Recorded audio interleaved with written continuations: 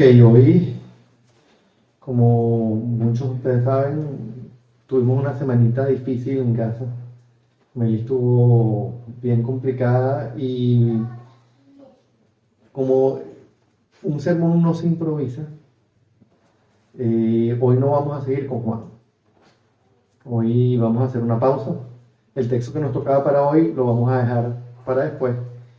Y hoy vamos a estudiar un texto que básicamente lo que estuve fue ayer orando cuando vi que para terminar iba a tener que pasarme toda la noche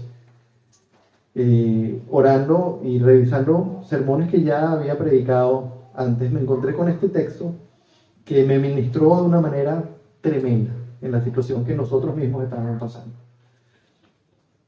Es un texto que se encuentra en el libro de Daniel, un texto súper conocido, que me ministró de una manera particular y dije, bueno, Señor, definitivamente las cosas son como tú las dispones. Y este texto que vamos a ver hoy, yo creo que el Señor lo puso para que hoy, a través de Él mismo nos dé el consuelo, nos dé la dirección y nos ayude a entender el propósito de las cosas difíciles que nos pasan, de las cosas complicadas, de las pruebas, del sufrimiento, de por qué cuando nosotros como cristianos pasamos por situaciones difíciles, no debemos quitar nuestra mirada en el Señor, porque Él está haciendo cosas particularmente grandes en los momentos más difíciles que nosotros vivimos. Vamos a comenzar poniendo nuevamente este tiempo en las manos del Señor. Vamos a pedirle que nos hable Él, que nos guíe, que sea Él ministrándonos y ayudándonos a entender su palabra. Padre, queremos darte, Señor, aquí el honor y la gloria. Queremos pedirte, Padre, que te glorifiques, Señor, a través de tu palabra. Que te glorifiques en este tiempo, Señor, que nos permitas ser transformados en el poder de tu Espíritu Santo, Padre, a través de lo que tú tienes para decirnos hoy.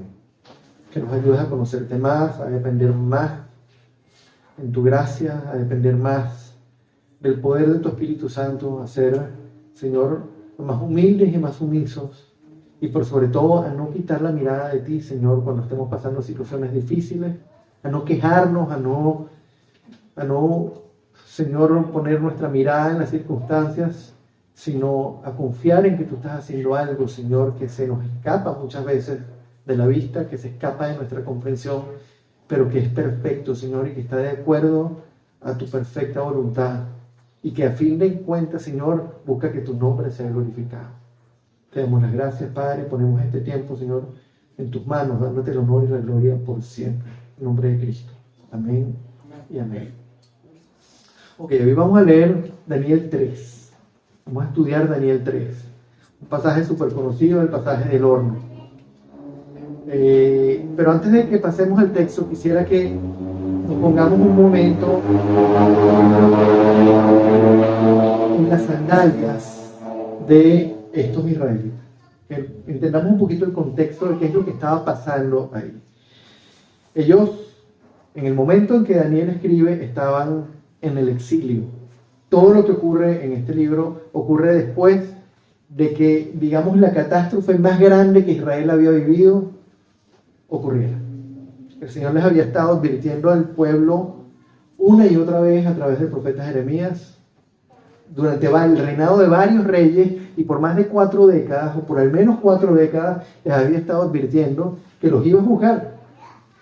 Y el mensaje no era arrepiéntanse para que yo no los juzgue, sino sométanse a mi juicio.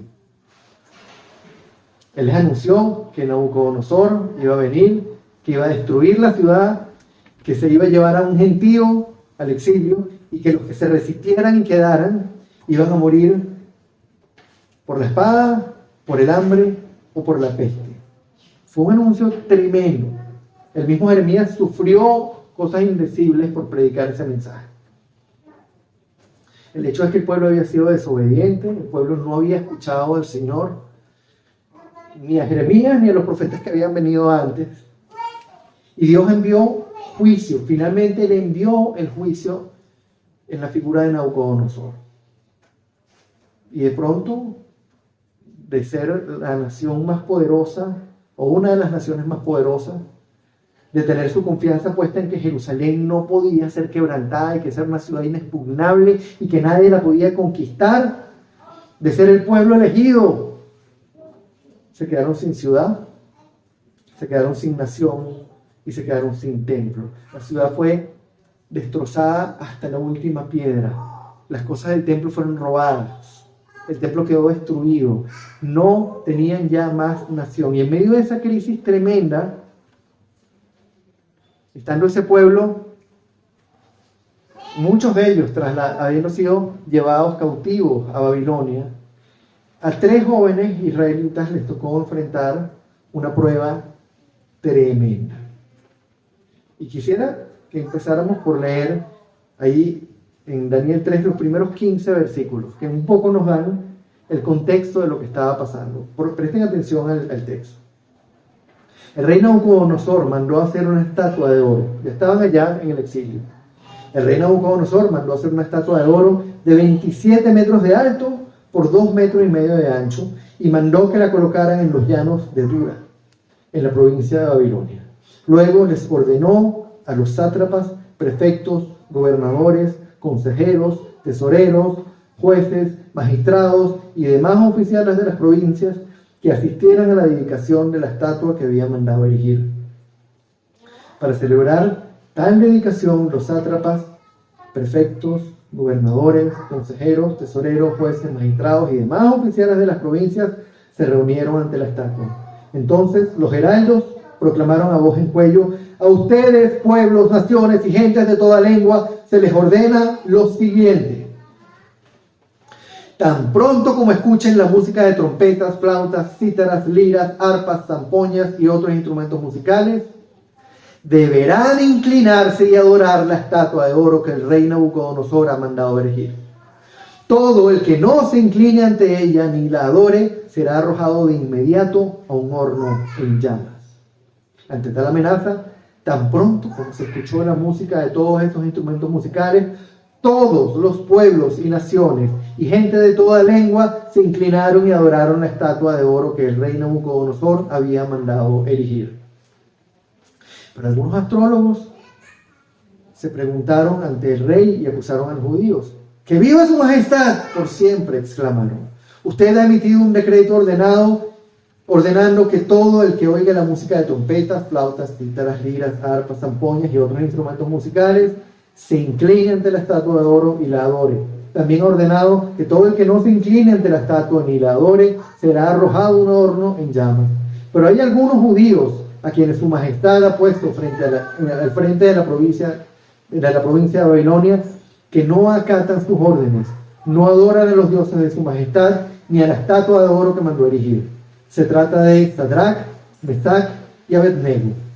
Lleno de ira, Nabucodonosor los mandó a llamar. Cuando los jóvenes se presentaron ante el rey, Nabucodonosor les dijo: ustedes 3, ¿es verdad que no honran a mis dioses ni adoran a la estatua de oro que he mandado erigir? Ahora que escuchen la música de los instrumentos musicales, más les vale que se inclinen ante la estatua que he mandado hacer y que la adoren. De lo contrario, serán lanzados de inmediato a un horno en llamas, y no habrá Dios capaz de librarlos de mis manos.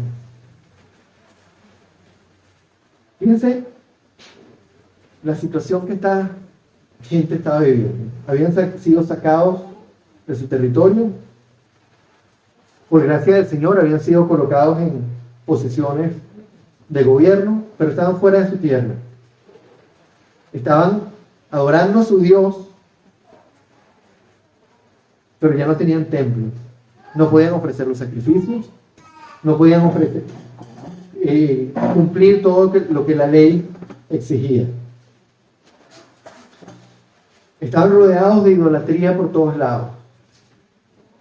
Y en medio de todo eso, se les exige adorar una estatua del emperador. Y se les amenaza, diciéndoles que si no lo hacen, van a ser arrojados a un horno en llamas. Y además,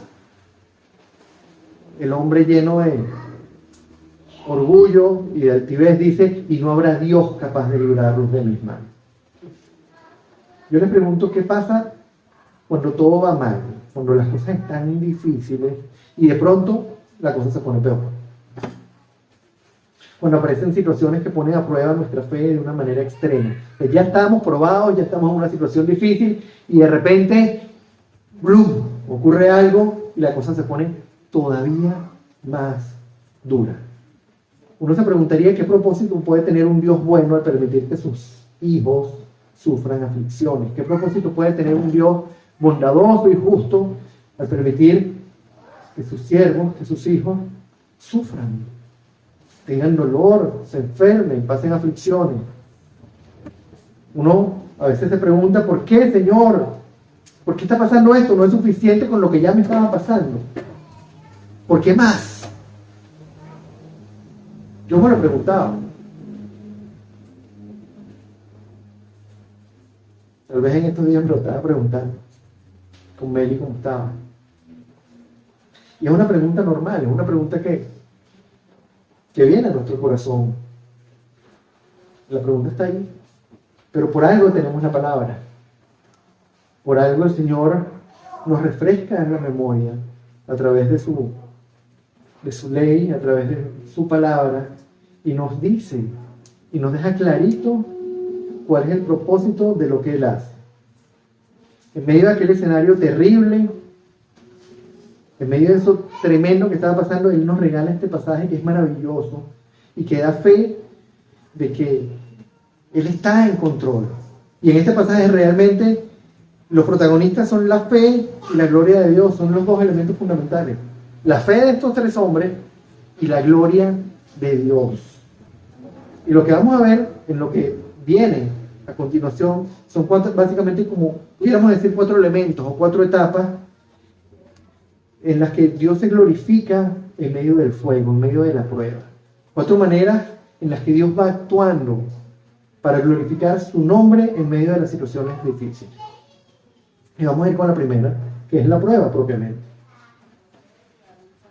El texto que acabamos de leer no nos dice explícitamente que todos los judíos se inclinaron ante la estatua. Nos dice que todas las naciones, de todo pueblo y nación, se inclinaron. No nos dice que todos los judíos lo hicieron, pero podemos inferir que muchos de ellos se inclinaron.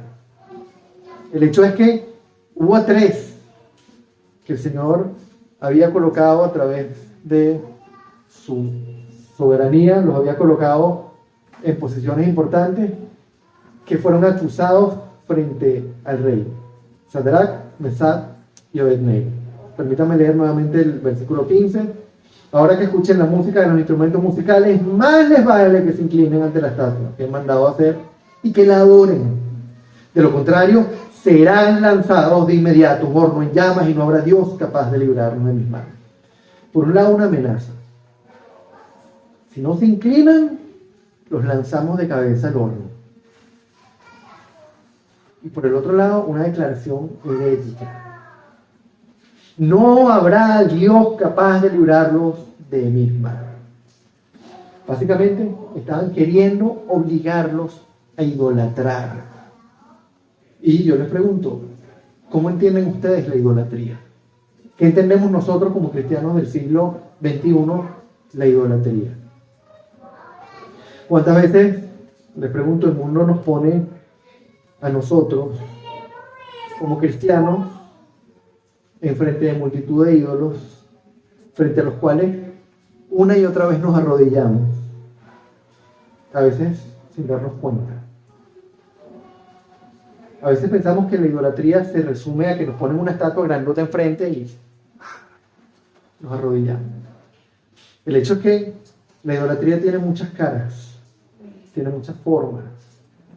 A veces los ídolos somos nosotros mismos, a veces es nuestro trabajo, a veces es el dinero, a veces es alguna actividad, un deporte, o la música, o los instrumentos musicales, o viajar, o cualquier otra cosa. El hecho es que continuamente nos estamos viendo sometidos a situaciones en las que ponemos algo o nos vemos tentados a poner algo por delante del Señor. Y cada vez que ponemos algo por delante del Señor, estamos idolatrando. Claro y sencillo. Muchas veces, incluso sin que haya una amenaza, si no te inclinas, te echo al horno de fuego. No hace falta la amenaza, no hace falta la declaración herética que vaya en contra de Dios y que sea una cosa así, pero terminamos inclinados frente a los ídolos que el mundo, o que a veces creemos que el mundo nos pone en el camino. Y la pregunta es, ¿quién nos enfrenta a esas situaciones? ¿Realmente es el mundo? ¿Es el mundo el que nos tienta? ¿Es el mundo el que nos pone esas cosas ahí? ¿Es el mundo el que...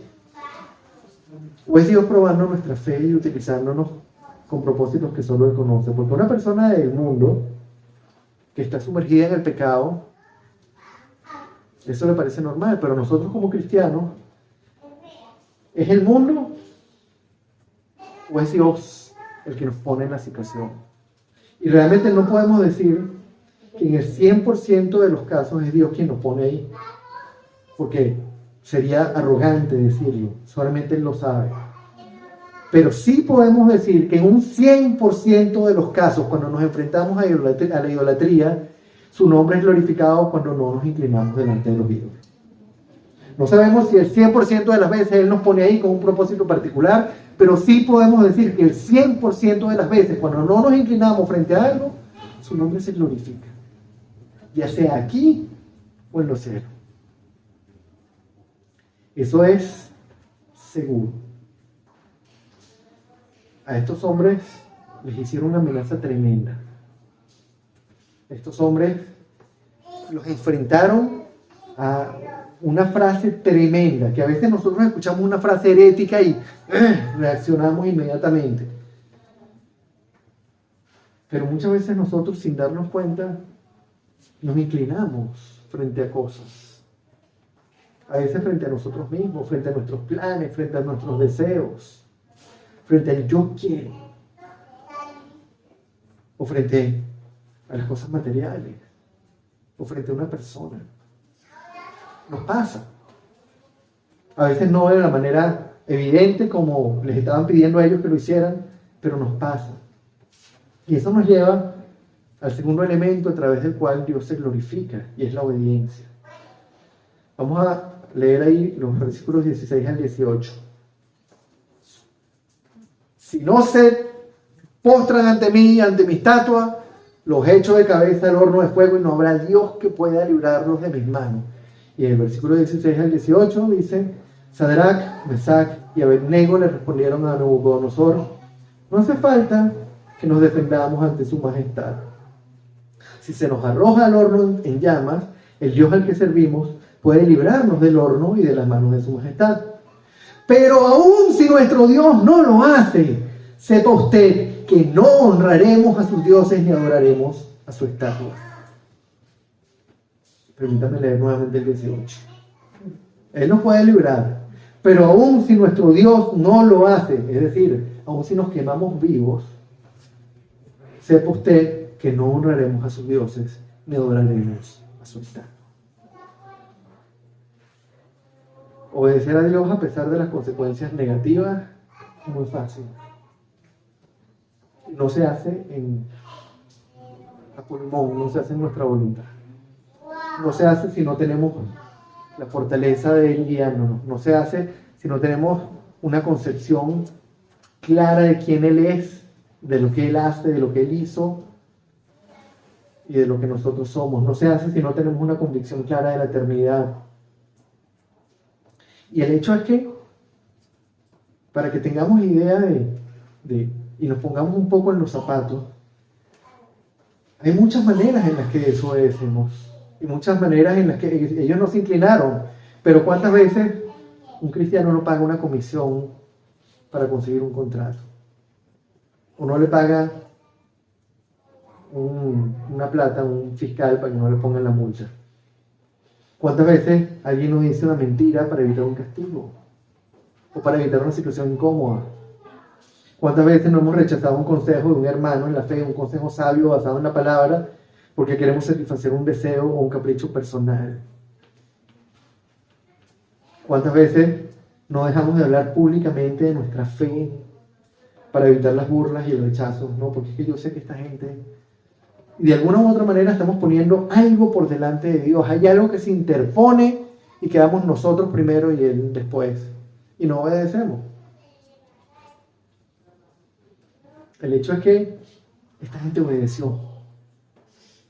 Esta gente claramente le dijo: nuestro Dios nos puede salvar, pero aún si no lo hace, no nos vamos a inclinar delante de su estatua, y no vamos a adorar esos ídolos, esos falsos dioses de ustedes.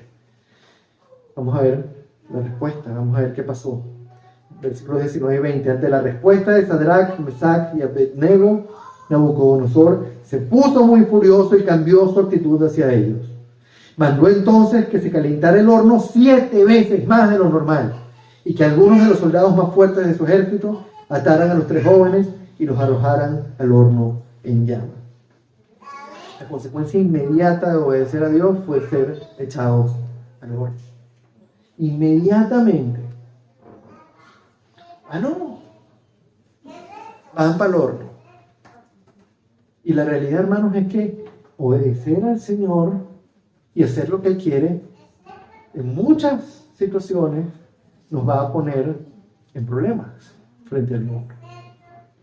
Nos va a poner en situaciones incómodas, en situaciones difíciles. Nos va a llevar a ser afligidos o a ser perseguidos. Es una realidad.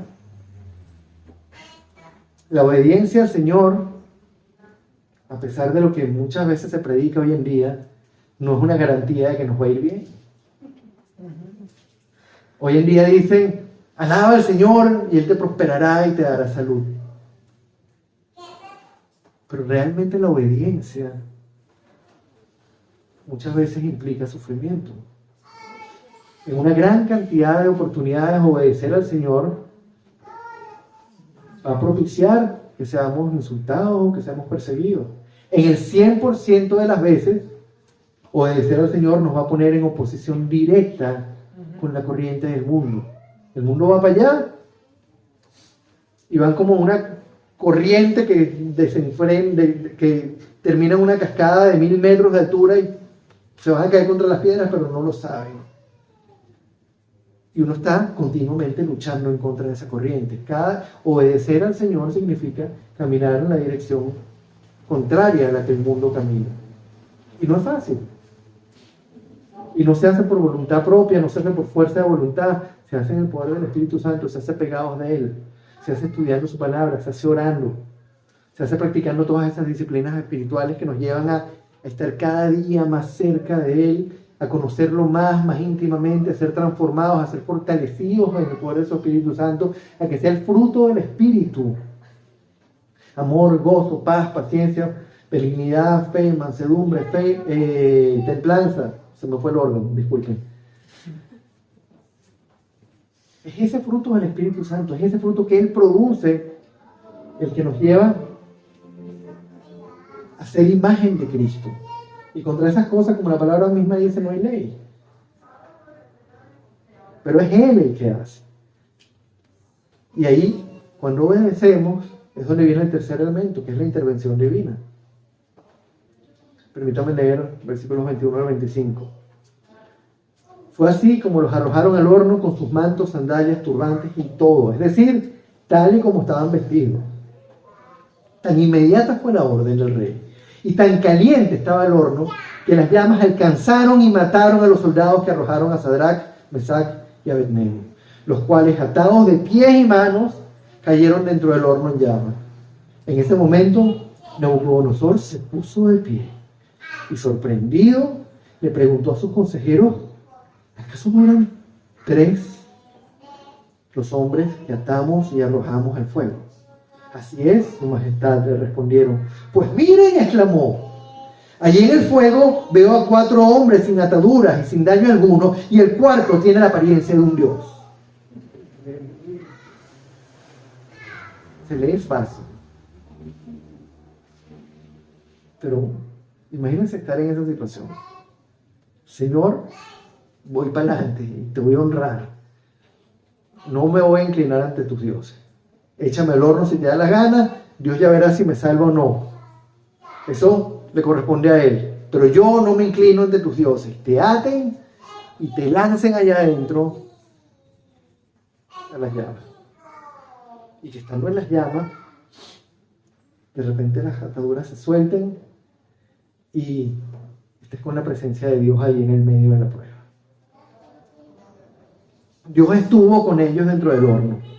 Los protegió dentro del horno. Yo les pregunto, ¿hubiese sido posible que Dios estuviese con ellos dentro del horno, protegiéndolos y guardándolos, si primero ellos no hubiesen obedecido mostrando su fidelidad a Dios?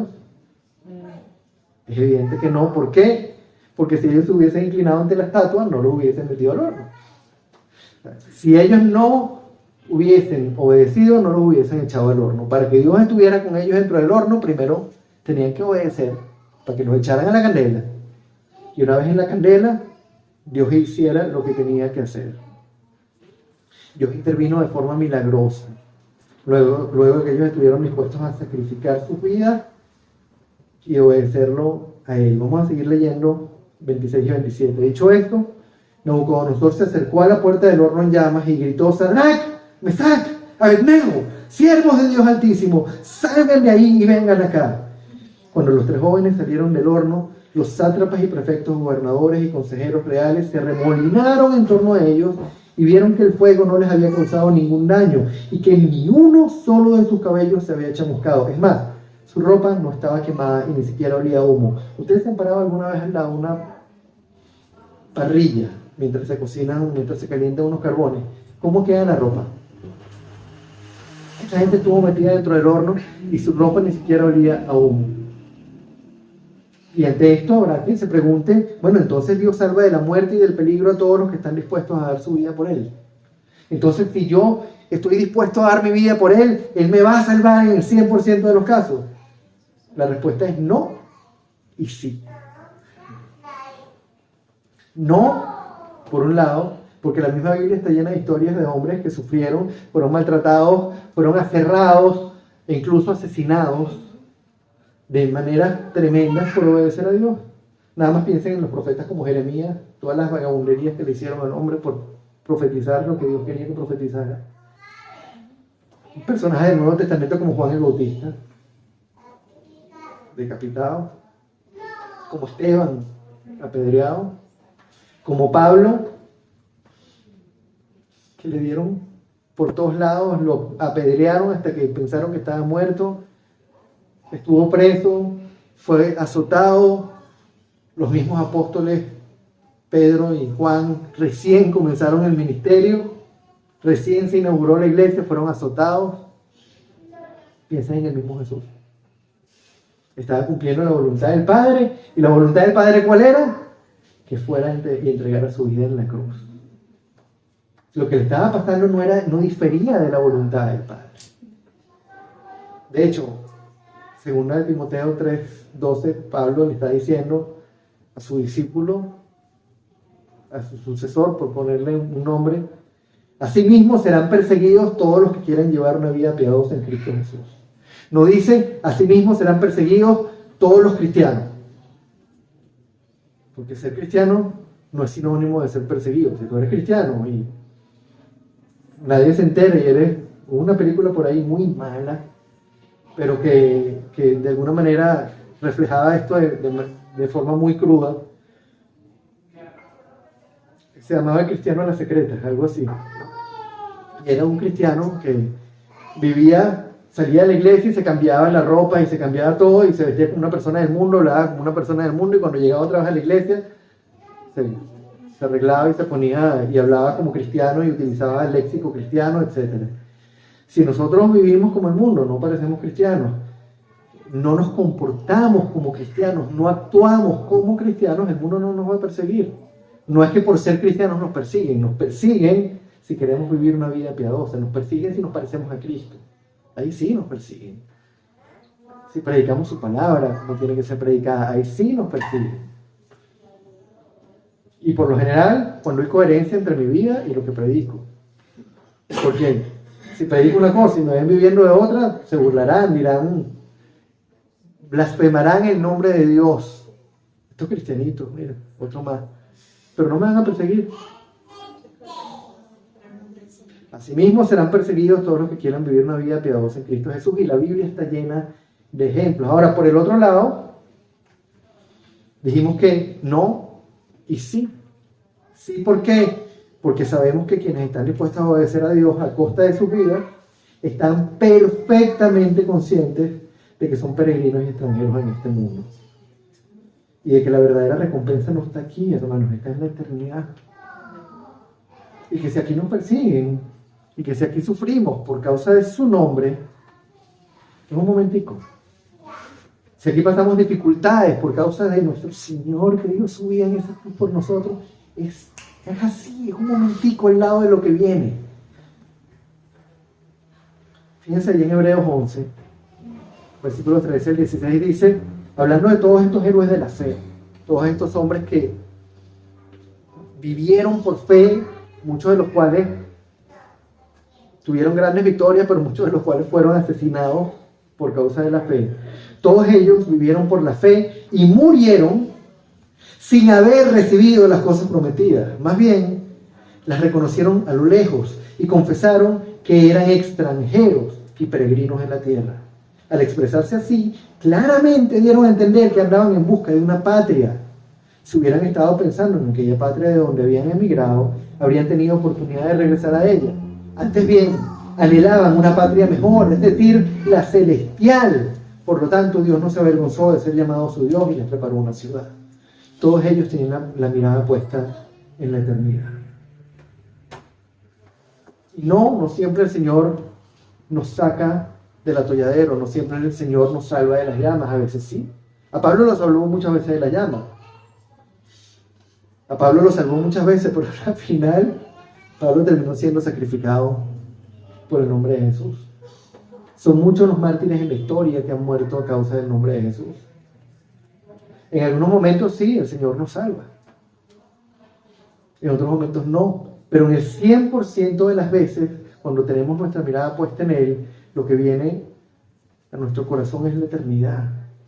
Y que lo que nos da nuestra seguridad es recordar que somos extranjeros y peregrinos. Y por eso es que no perdemos el gozo. Por eso es que no perdemos la perspectiva, porque recordamos que estamos aquí de paso, que estamos un momentico, que es un suspiro. Nos parece larguísimo porque estamos aquí, pero cuando estemos en la eternidad, uno pregunta cuál es entonces el propósito final de las pruebas que como cristianos enfrentamos en este mundo. ¿Cuál es el propósito de pasar por cosas difíciles? ¿Cuál era el propósito de que Sadrach, Mesach y Abednego estuvieran pasando por una situación tan difícil si ya habían pasado tanta roncha cuando lo sacaron de su tierra? ¿Por qué los cristianos tienen que enfrentar enfermedades? ¿Por qué los cristianos tienen que ser perseguidos? ¿Por qué Dios permite esas cosas en la vida de sus siervos, en la vida de sus hijos? Y ahí viene la cuarta lección, el cuarto elemento de hoy, que es la glorificación del nombre de Dios. Vamos a leer versículos 28 al 30. Entonces exclamó Nabucodonosor, estamos hablando de Nabucodonosor, el emperador más poderoso de la época. Exclamó Nabucodonosor, alabado sea el Dios de estos jóvenes, que envió a su ángel y los salvó. Ellos confiaron en él, desafiando la orden real, optaron por la muerte antes que honrar o adorar a otro Dios que no fuera el suyo. Por tanto, yo decreto que se descuartice a cualquiera que hable en contra del Dios de Sadrach, Mesach y Abednego, y que su casa sea reducida a cenizas, sin importar la nación a la que pertenezca o la lengua que hable. No hay otro Dios que pueda salvar de esta manera. Después de eso, el rey promovió a Sadrach, Mesach y Abednego a un alto puesto en la provincia de Babilonia. Hermanos, el hombre más poderoso de la época no pudo hacer otra cosa que reconocer el poder y la soberanía de Dios. Aquí hay uno que está muy por encima de mí. Aquí hay uno frente al cual no hay nadie que compita. En medio de la crisis más grande que había enfrentado el pueblo de Israel, y por medio de una prueba tremendamente dura, una prueba de fe bravísima, Dios glorificó su nombre a través de la obediencia de estos tres muchachos. Tres siervos que no estuvieron dispuestos a inclinarse ante los ídolos, Y el resultado fue el nombre de Dios glorificado. Y algunos dirán, oye, sí, pero después lo promovieron a ellos también y hubo una recompensa. Y, ¿sí? En Génesis 12, 1 al 3, Dios le dijo a Abraham que él iba a engrandecer su nombre, que él iba a hacer su nombre grande. Pero a fin de cuentas es Dios el que hace el nombre de sus siervos grande cuando Él quiere. No uno el que busca engrandecerlo. Si Él quiere hacer el nombre de alguien grande, lo va a hacer grande. Pero el propósito final no va a ser que ese siervo sea exaltado, sino que su nombre, que el nombre de Dios sea glorificado y sea exaltado. Hermanos, tenemos a este hombre poderosísimo exaltando el nombre de Dios. Y haciendo un decreto tan bravo como ese, que se descuartice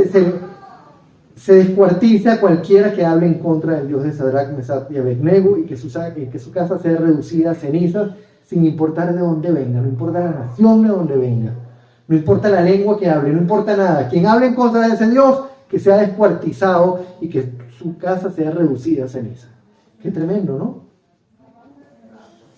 En medio de aquella situación en la que los judíos dirían, wow, ya no tenemos nación, ya no tenemos ciudad, ya no tenemos templo, ya no tenemos casa, estamos esclavizados en una tierra lejana, estamos rodeados de idolatría. Y de repente viene este decreto. Dios diciéndoles por todos lados que a través de la obediencia de su siervo, Él se hace conocer y hace que su nombre sea glorificado. Quisiera, antes de que concluyamos, leer algunos pasajes del Nuevo Testamento que van a reforzar esto que hemos estudiado hoy. Sencillamente los voy a leer. En 1 de Pedro, capítulo 1, versículo 7. El oro, aunque perecedero, se acrisola al fuego. Así también la fe de ustedes, que vale mucho más que el oro, al ser acrisolada por las pruebas, demostrará que es digna de aprobación, gloria y honor cuando Jesucristo se revele. ¿Saben lo que es el crisol? Es un recipiente que se calienta al rojo vivo y donde se pone el oro. Cuando el oro se derrite y está a esa temperatura demasiado alta, todo lo que no es oro y que son impurezas se queman, pero el oro permanece. Pero el oro tiene que someterse al fuego para purificarse. Si no se somete al fuego, sigue siendo un oro impuro, un oro con impurezas. Pero a través del fuego, todas esas impurezas se queman y lo que permanece es el oro. 2 Corintios 4, 16 y 17. Por lo tanto, no nos desanimemos, al contrario, aunque por fuera nos vamos desgastando, por dentro nos vamos renovando día a día, pues los sufrimientos ligeros y efímeros que ahora padecemos producen una gloria eterna que vale muchísimo más que todo sufrimiento. Romanos 8, 18. De hecho, considero que en nada se comparan los sufrimientos actuales con la gloria que habrá de revelarse en nosotros. Les pregunto, ¿qué hacemos cuando en medio de la crisis, cuando en medio de la aflicción el Señor nos presenta situaciones nuevas, situaciones aún más difíciles que ponen a prueba nuestra fe? ¿Estamos dispuestos en esas situaciones a obedecerlo a pesar de las consecuencias negativas que tengamos que enfrentar? ¿Estamos dispuestos a que, cuando el Señor aumenta la temperatura y nos pone el horno bien caliente enfrente y nos pone a decidir, ¿me vas a obedecer o te vas a inclinar delante de los ídolos? Y sabemos que si obedecemos nos va a ir peor. ¿Qué hacemos? Nos rendimos ante la circunstancia y actuamos como muchos cristianos actuarían, alabando, inclinándonos delante de los ídolos, o permanecemos fieles, recordando y sabiendo que cualquier cosa que nosotros pasemos aquí no se compara con la eternidad que viene. ¿Cuál es nuestro objetivo en esta vida? Glorificar en todo al Señor, con todo lo que hacemos, que su nombre sea exaltado con nuestra obediencia, que su nombre sea exaltado con nuestra boca, con nuestra conducta. que su nombre sea glorificado y alabado y que su nombre sea puesto por encima de todas las cosas, porque sus siervos obedientes están dispuestos a lo que sea por Él. O hay otras cosas que están primero. O primero es mi plan, primero son mis deseos, primero son mis caprichos, primero mi seguridad. ¿Cuántas personas nos dicen cómo me gustaría irme de misionero? ¿A dónde? A España. O a Miami. Pero ¿cuántos dicen a predicarle la palabra, como dijo David antes, a los indios Auca? ¿Cómo actuó el Señor que trajo este ejemplo con este pasaje hoy? ¿Cuántos realmente decimos, me quiero ir de misionero? ¿A dónde? A un país musulmán donde cuelgan a los cristianos.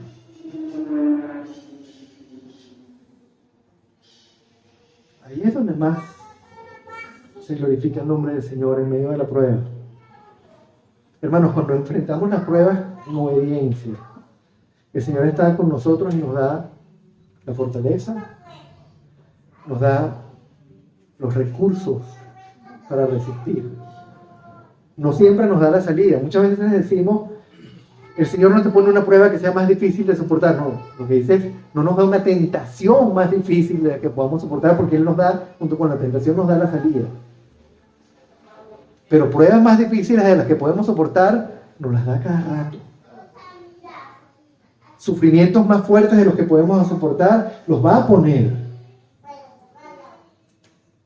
Pruebas más dolorosas de las que quisiéramos pasar, las va a poner. Y es en medio de esos momentos en los que el Señor más evidente va a ser su presencia. Es en medio de esos momentos en los que el Señor más claramente va a actuar. El mismo le dijo a Pablo, en tu debilidad mi poder se perfecciona, se hace mucho más evidente.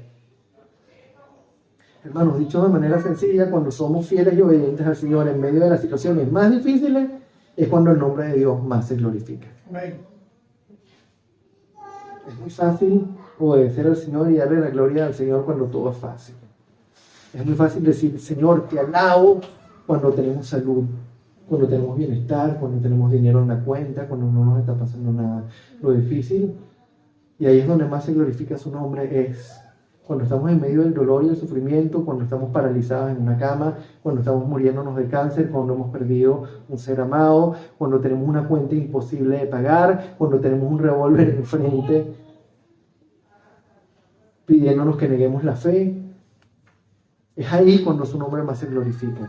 Cuando una persona que está en una situación de debilidad absoluta glorifica a Dios y le da la gloria porque sabe que los sufrimientos actuales son efímeros, son ligeros comparados con la gloria que viene.